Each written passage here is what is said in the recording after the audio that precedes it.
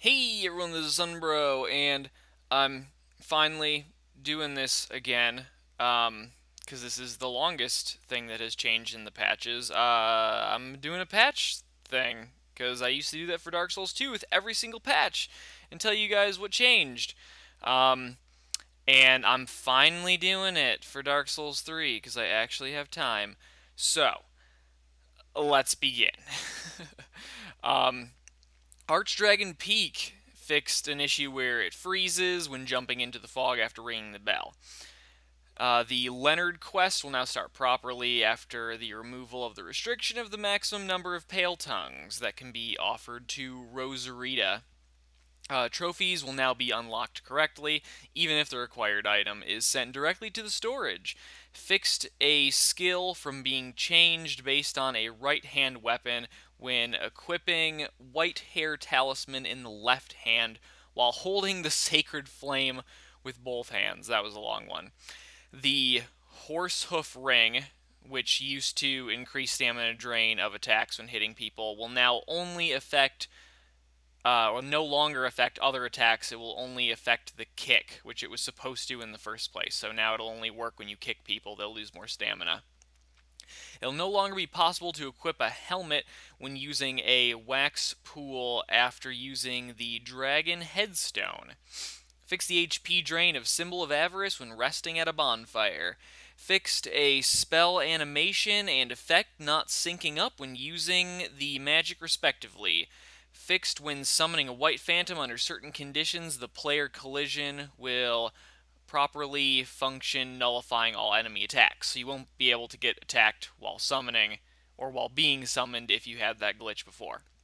Fixed issue where skills could be performed even when a certain amount of FP was not available. That one I'm kind of bummed about because it was kind of funny to be able to do stuff when you didn't have any more FP. Adjusted the attack cancel parameters of some curved greatsword attacks. It doesn't list which ones, sadly. Adjusted the attack power and skills of fist and claw weapons, so those would have been reduced. Adjusted the skills of twin blade weapons. Fixed the scythe not penetrating shields at close distances. Adjusted stamina consumption and attack cancel parameters of rapier weapons. Adjusted the attack collision of the washing pole weapon because that thing had a stupid huge hitbox, so I'm glad to see that one. Adjusted parameters of fair and hail and busting, or it should be bursting, fireball. Adjusted casting speed, stamina consumption, and cancel timing of certain spells. Does not list which spells though. Increase the number of arrows and bolts that can be possessed, and that one I'm very happy about because originally you could only store 99 in a bottomless box, and now you can store 600 in the box and then have 99 on yourself. During online multiplayer, during the invasion of a dark spirit, the host will no longer be separated from his area. During online multiplayer, Dark Phantom can no longer be forcibly brought back to some maps. During online multiplayer, when the player is summoned during a boss battle, the boss will no longer become motionless even after the player is back in his or her world.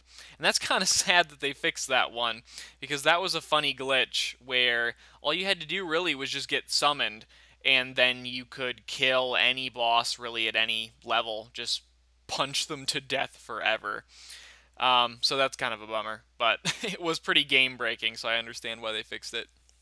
The status effects below the stamina gauge will no longer be hidden when opening the top menu with HUD display set to auto.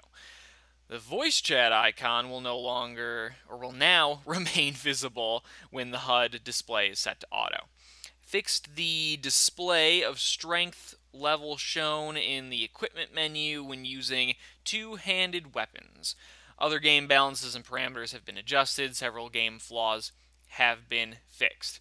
Now, this is an unofficial change list after this, which changed some other things, mainly weapons and such. Adjusted the efficiency of the Great Shield category. Adjusted the consuming FP of the magic spell category. So any sorceries. Adjusted the efficiency of the category below. And I don't know why they were worded as category, they're weapons. So attack power has basically been reduced for the Dragon Slayer Axe, the Crescent Axe, Dark Drift, Washing Pole, and Moonlight Greatsword. Fix the shield penetration rate of the partial attack of the Scythe category, which is just basically another wording for what they said prior, where it wasn't penetrating the shield for the side attack that's supposed to. Fix the stamina attack of the partial weapons category. Improved the matching of the Blade of Dark Moon and Blue Sentinel's Covenants. Improved the password matching rate, which is pretty nice because even with a password, sometimes it would take like 10 minutes to find the person who I was trying to match up with, and that shouldn't happen. Improved other game balances, and several game flaws have been fixed. Okay, that was a lot of things. Yeah, um, that's it. And I don't even know what I'm putting the background for this video. Probably just run around doing Dark Souls things. So I hope you all enjoyed.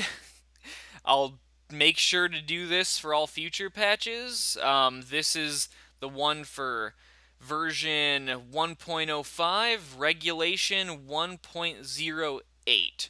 The thing that seems to change stuff the most are the regulations, not the app versions. So, yeah, that's it for this one. Hope you all enjoyed. Remember to praise the sun, and I will see you all next time.